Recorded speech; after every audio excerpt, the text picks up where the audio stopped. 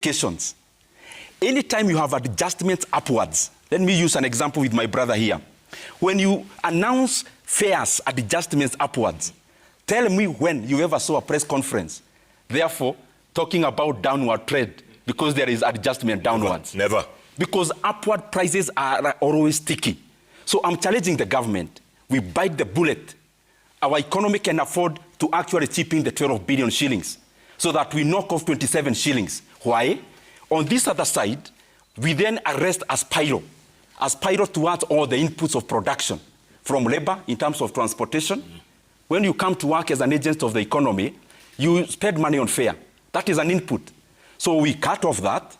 We knock off in terms of manufacturing. The cost of electricity, part of the component in Kenya is fuel.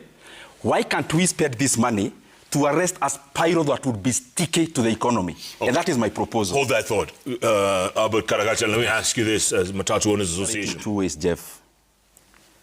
One playbook that you must have mastered from this government is that when you run out of options for people to celebrate you, you actually forcibly create a situation.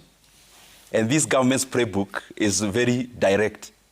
You don't need to be an expert or to have been very close to them to see that you make things so bad so that when you make them a little bit better, then you expect people to celebrate you. You know that rich man in the village who would come and shoot a villager by the foot and then call a harabe in the village, and they appear. The same person who shot the young man and tells the villagers, I'll take up this bill. Out of the money you've contributed, the balance, I'm the one to pay. And then you want people to celebrate you. First of all, you are the cause. You are the person who shot this young man. And secondly, even if you pay the bill, you still leave them with the wood. That is the playbook that this government plays with. Because we have had time to do all these adjustments, but we never did. But let me now come to your question. The changes in terms of VAT in Kenya are guided by the VAT Act.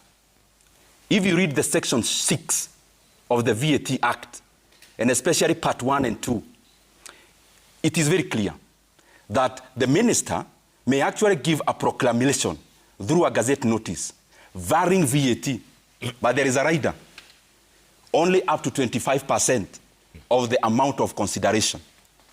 So the VAT in Kenya now, the composition of the fuel, and I'll be using petrol in this conversation, is approximately 25 shillings in terms of VAT.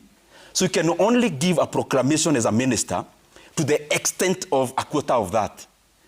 Additionally, if you have to do more than that, then there has to be a policy emanating from the National Treasury itself. Then it comes to Parliament so that we amend the VAT Act. So as it starts now, the roadside declaration that was done today, number one, is a total show of ineptitude. One, because we had time to do the right thing, but number two, it is actually not provided for anywhere.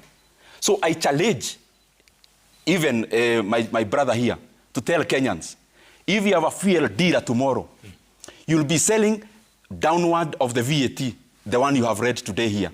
What legal instrument will the guy, is the dealer going to request for the refund? Because as it is now, until we change the law, you can only vary up to 25% of the VAT of any element.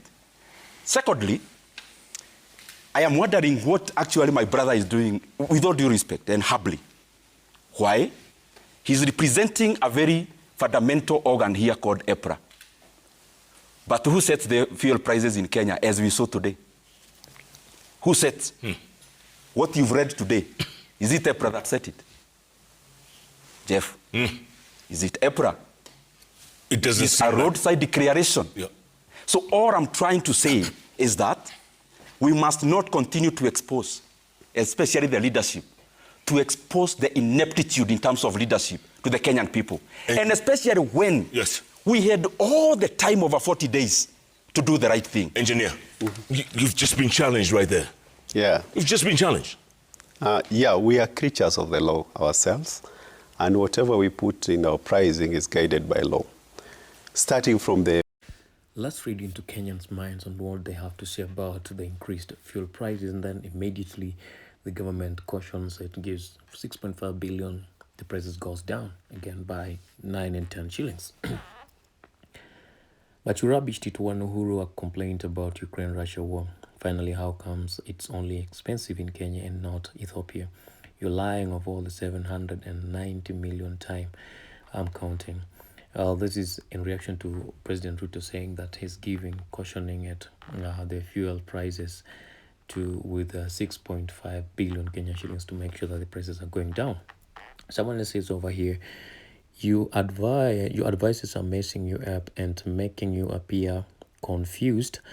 Need sometimes to sit in your office and let your CS and PS go to the field and get you feedback as you watch TV in your office to see what is happening around the country. You too much on transit boss, like he's really walking around, so he needs to sit down, relax, and wait for these PSS to come and bring him information that he needs to know how Kenyans are working or whatever is happening with Kenyans around. It's obvious Kenyans have to, they have to air out their issues. They are not afraid. This one says opposition should respect our president. Everything is not about politics. They should clap for the president, respect your leader. Yeah, you're lying, Mr. President. You can do better than this. Why are you roaming in every county? Are you worried about one term? Fix this mess ASAP. Yeah, he has already fixed it. 9 shillings, 10 shillings down. The prices are back to 199, 190 something. Wewe utajua Kenya hii fala. Okay, I'm not gonna read that one. The fiber storyteller back again. Vaa suti kwa ofisi, fanya kazi, mambo ya kusimamia juu ya gari kama MCA wacha. House, Harambee House. What about the Harambee House?